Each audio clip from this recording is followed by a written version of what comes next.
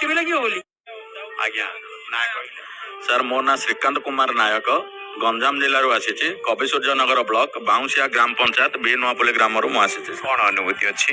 Sir ଅନୁଭୂତି ତ ସେ କଥା କହିଲେ ନ ସରେ ସାର୍। ମୋର ମତେ ସେତେବେଳୁ ପ୍ରାୟତଃ 16-17 ବର୍ଷ ହେଇଥାଏ। ମୁଁ ସାଙ୍ଗମାନଙ୍କ ସହିତ ବ୍ରହ୍ମପୁରରେ ପାଠ ପଢୁଥାଏ +2।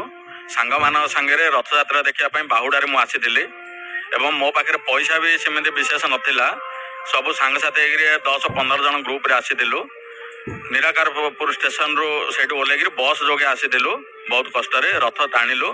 ଯାହା ମୋ ପାଖରେ ପଇସା ପତ୍ର ଥିଲା ଫଟୋ ଉଠାଇବା ପାଇଁ ପୁରୀ ମାନେ ଆମର ବେଳାଭୂମି ସମୁଦ୍ରଟେ ସବୁ ମୁଁ ପଇସା ଅଲରେଡି ଦେଇଥିଲି। କିନ୍ତୁ ଏ ଯୋଉ ଗହଳି ଜନସମୁଦ୍ର ଭିତରେ ମୋ ପାଖରେ ଆଉ କିଛି ବି ନାହିଁ। ସାଙ୍ଗମାନେ ସବୁ କିଏ କୁଆଡେ ହେଇଗଲେ, ମୁଁ ଏକେଲା ରହିଲି। ମୁଁ ସେତେବେଳେ ଛୋଟ ପିଲା, କେମିତି କ'ଣ କରି ମୋ ପାଖରେ ବୁଦ୍ଧି ଶୂନ୍ୟ। ସେତେବେଳୁ ରାତି 10ଟା-11ଟା ହେଇଯାଇଥାଏ। ଘଣ୍ଟେ 2ଟା-3ଟା ବେଳୁ ସବୁ କିଏ କୁଆଡେ ସବୁ ହେଇଗଲେ, ମୁଁ କେବଳ ଏକେଲା ରହିଲି।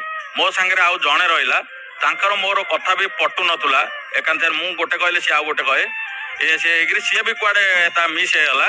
ମୁଁ ଏକେଲା ରହିଲି, ମୋ ପାଖରେ କିଛି ବି ନଥିଲା। ମୁଁ କେମିତି ଯିବି, କ'ଣ କରିବି, ବ୍ରହ୍ମପୁର ଗଞ୍ଜାମ କେମିତି ଯିବି, ମୋ ପାଖରେ ଚିନ୍ତା। ମୁଁ ପ୍ରଭୁଙ୍କୁ ଡାକେ। ସେତେବେଳକୁ ବାହୁଡା ରଥଯାତ୍ରା ହେଇକି ସିଂହଦ୍ୱାର ପାଖରେ ରଥ 3 ରଥ ଲାଗି ଯାଇଥାଏ। ମୁଁ ଖାଲି ଭଗବାନ ଜଗନ୍ନାଥଙ୍କୁ ସୁମରଣା କରେ।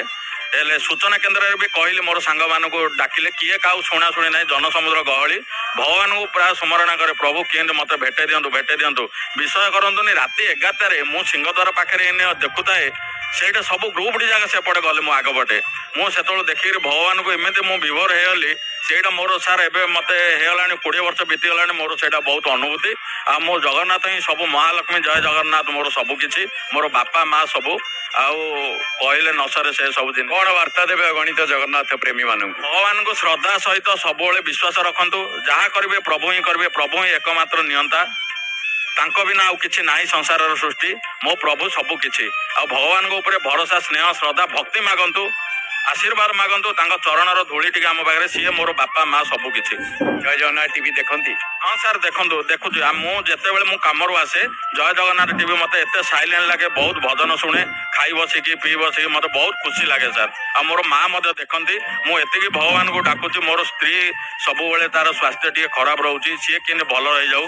ମୋର ଆଉ କିଛି କହିବାର ନାହିଁ। ଆଉ ପ୍ରଭୁଙ୍କ ପାଖରେ ମୋର ଜୀବନ ସମ୍ପୂର୍ଣ୍ଣ ସମର୍ପଣ। ସିଏ ହିଁ ମୋର ବାପା। ବହୁତ ବହୁତ ଧନ୍ୟବାଦ। ଜୟ ଜଗନ୍ନାଥ। ଜୟ ଜଗନ୍ନାଥ। ସ୍ୱାଗତ କରିବା ଆଉ ଜଣେ ଭକ୍ତ। ଜୟ ଜଗନ୍ନାଥ ଟିଭି କି ସ୍ୱାଗତ। କ'ଣ ରହିଛି ଅନୁଭୂତି?